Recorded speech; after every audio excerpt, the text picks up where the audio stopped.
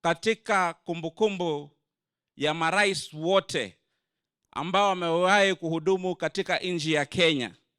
Mheshimiwa Rais William Ruto, wewe utakumbukwa kama rais ambaye ameonyesha upendo mkubwa kwa watu wa Magharibi.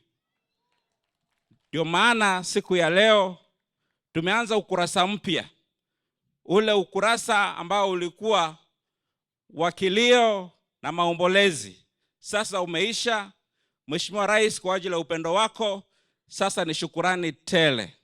Jameni Mheshimiwa Rais, hatuna cha kukulipa nacho kwa sababu kama ni mke tayari sisi tushakupatia.